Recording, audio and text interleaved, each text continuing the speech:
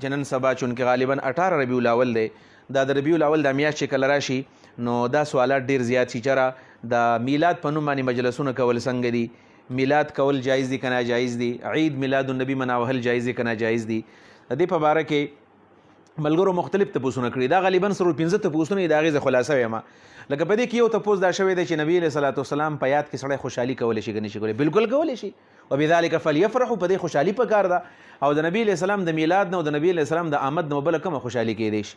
د نبی علیه صلات وسلام په مدح کې نعت ویل هم جایز دي، د نبی علیه صلات وسلام سیرت بیانول هم جایز دي، او د نبی علیه السلام په یاد کې کېناستل هم جایز دي، څه ګناه نه ده.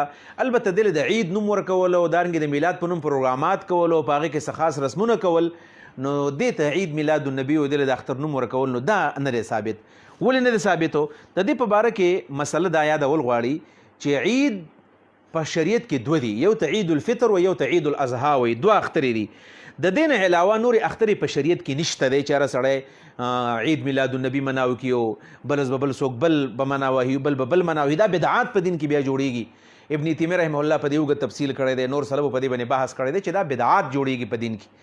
لہذا اختر په شریعت کې دغه دوه دي اخترونه، دریم اختر په شریعت کې نشته. او که دا اختر وي نو پکار چې مونځ ولوي، پکار چې د په دې کې په احادیثو کې دا ابواب لکه عید صلات العیدین شته دی، د وړوکي اختر دا غټ اختر. خو د عید میلاد النبي مونځ خو نه دی راغلی، که دا چېرته وی نو پکار د مونږ مونځ کولی په دې ورځ باندې، لہذا نشته دی. رسول الله نه دی مناو کړی په خپل عمر کې، 30 کاله عمر دی د نبوت.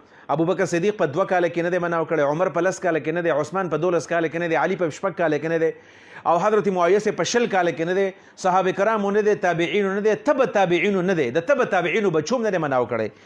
د عید میلاد النبي په باره کې مسله تحقیق دار چې دا په 630 هجری کې دا یو بادشاہ چې د دې ایجاد هغه کړی 630، یعنی د نبی علیه صلات وسلام د هجرت نه 600 کاله پس دا بدعت ایجاد شوی دی. د اسلام په تاریخ کې 600 کاله پورې د عید میلاد النبي تصور نه او د بادشاہ او د دوی خپل شوق او جنکې به مراوستي او سندري مندري به پیویل، دا مجلسونو هغه عادتو. نو دا مجلسونو د دې ایجاد هغه وکړو. نن سبا تاسو ګورئ په جماعتونو کې دا سری کونډۍ دا خلک اړئ، په دې جماعتونو کې چې ګورئ دا په خلکو باندې وجد راځي او ناشنا ناشنا ذکرونه د شریعت خلاف، نو دا قسم اعمال شریعت کې چرته هم نشته. یو د حدیثو کتاب د سړی وخی چې په هغې کې چېرته د تابعین او د صحابو نه نقل چېرته چې هغوی عید میلاد النبي مناو کړی دی. ها دا خبره چې سړی پکې سیرت د نبي علیه السلام بیان کړي ډېره ښه خبره ده، د رسول الله په یاد کې پکې نعت وایي ښه خبره ده، خو عید میلاد النبي ویل او ناشنا ناشنا خبرې کول، سرکار کی آمد مرحبا وغیره وغیره، او سردار کی آمد مرحبا، او بیا چې پیغمبر دلته راځي نو پیغمبر علیه السلام به کم ځای لځي.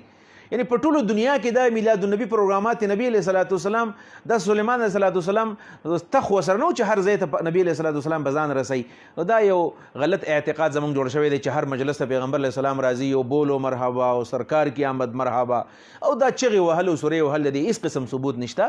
د دې نه ځان ساتل غواړي او بس دغه خوشحالي مناوه چې پیغمبر راغلی دی. بالکل ربیع الاول په میاشت کې خوشحاله شه چې پیغمبر صلی الله علیه وسلم دنیا ته تشریف راوړی او دا د 4مې صدۍ ایجاد دی. 6 صدۍ او 600 کاله مخکې چېرته هم شریعت کې دا عید میلاد النبي نه و. او ابلوز یو مولوي صاحب نه چا تپوس کړی دی چې میلاد مناوهل څنګه دي، خوشحالي څنګه ده؟ وایي بنګړه چول هم جایز دي. وایي د قرآن نه ثابتوم چې بنګړه چول جایز دي. نو دلیل وبذلک فلیفرحوا، وایي خلک دې په دې خوشحاله شي. وایي خوشحالېدل خو دې ته نه و چې موږ داسې چل وکړو، دې ته نه وایي خوشحالېدل، خو ګډېدو ته هم نه وایي که نه. د چا اختر پر څوک ګډېږي، یعنی داسې د وړوکي اختر پر ورځ ګډ شوي چېرته، د غټ اختر پر ورځ څوک ګډ شوي دي چېرته. په دې وجه باندې خبر هم دا ده چې عید میلاد النبي د هغې لزوم کول او د هغې پروګرامات کول دا بدعات دي. او په دې نوم باندې دا سرکاري خرچې کول او د عوامو نه پیسې اخیستل او قمقمې راځوړندول او چراغا اویزا کولو، دا ټول دا بدعات او خرافات دي. د ځان ساتل غواړي. الله رب کریم دې موږ په دین باندې پوهې کړي او الله رب کریم دې موږ له په دین باندې عمل کول آسان کړي. واخر دعوانا الحمد لله رب العالمین.